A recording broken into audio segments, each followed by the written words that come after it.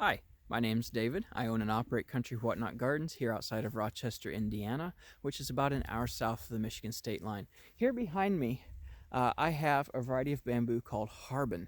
And Harbin is a clone of Phylostachys auroroslicata. And I know a lot of people are going to freak out when I say auroroslicata because there's so much bad information out there about that species, a bad reputation on the internet. Everybody says auroroslicata is horrible and this and that. And it's not really that bad. Auroroslicata, it varies a lot within the genus depending on which clone you get.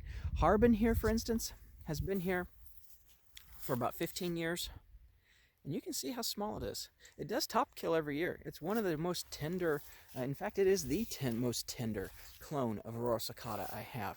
But it is also the most unique because it is the only bamboo, thought to be the only bamboo in the world, unless there's one that has yet to be discovered, that is both striped and grooved around the culms.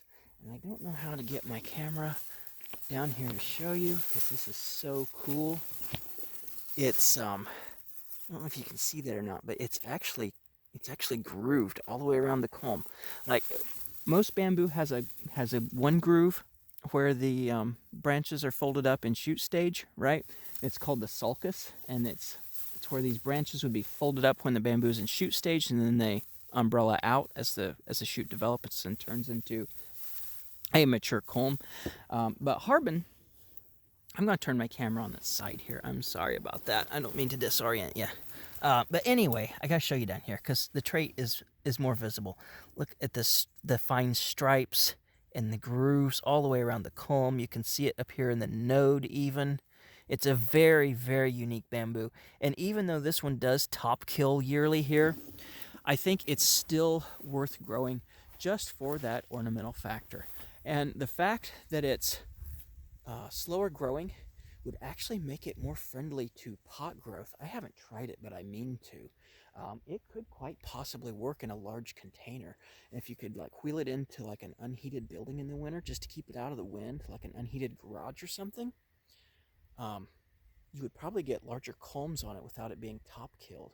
It's a really awesome variety, and it really hardly spread. Like, I don't know if you can see this or not. Okay, that line of growth that starts there at the main part of the grove and then extends out this way. Let me step this off. It is 3, 6, 9, 12. Okay, it's 12 feet. And it has been working on that line of rhizome right there, that line of growth, for about the past 4 years. So it's only going like 3 feet a year. It's pretty awesome. And you've got this over here too. You've got this line of rhizome. Same story over here. Look at this nice plant. Look at that. I'm gonna turn this again and get right down here and look at this. Look at this color. And the grooves and the stripes. Think how striking that would be on a larger culm, say like that, if you could get that to size. Get it to put up larger culms, larger shoots. That's something I don't think I've touched on in my videos yet. Bamboo doesn't grow like a tree, right? We covered that. But once these culms are up and reach whatever height they're going to be, like this one is probably about 7 foot tall. Once they reach that height, however tall it's going to be, that's as big as that culm is ever going to get. It's not going to grow larger like a tree.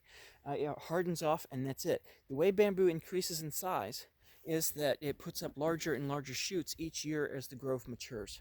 So one year it might put up a shoot like this, the next year it might be like this, next year after it might be like so, and on and up, right? And as long as that diameter increases, so does the height, because they're pretty related. Bamboo's pretty narrow compared to the height, right? But yeah, bamboo doesn't increase in size or diameter like a tree. Not in that way. It has to put up larger shoots every year to increase in size, because once these have reached how big they're going to get in 6 weeks after they emerge from the ground, that's as big as that's going to get.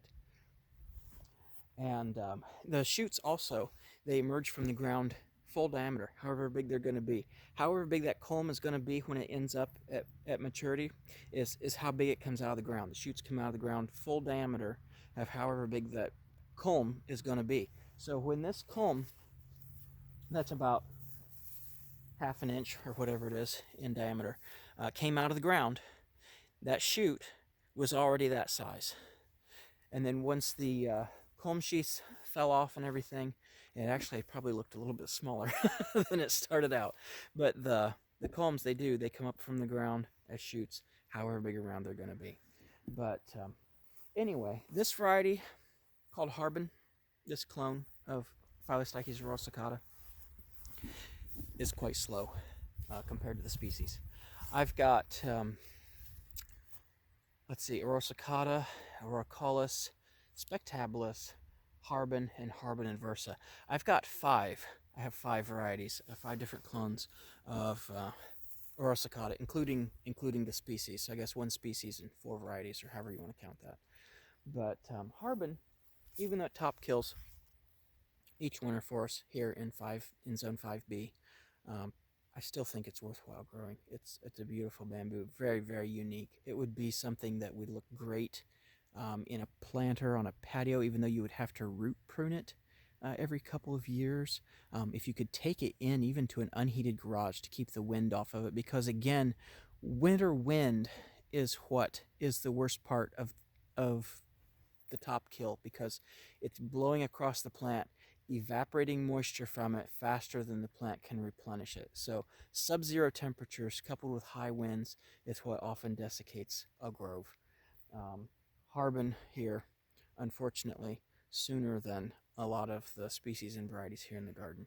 But anyway, I will get to some of the more cold hardy bamboos, but the fact that we have a winter storm forecasted with 60-mile-an-hour wind, I want to touch on these less cold hardy ones so that you get to see them and I don't have to wait till spring to show them to you, because I think within the next couple weeks, and I hope I'm wrong, these less cold hardy ones will probably be tan, while the more cold hardy ones should still be green.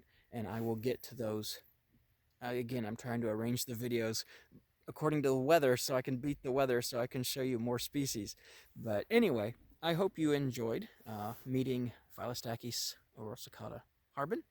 And next time, we'll take a look at Phyllostachys rosicata Harbin inversa. Until then, take care and have a great day. Bye.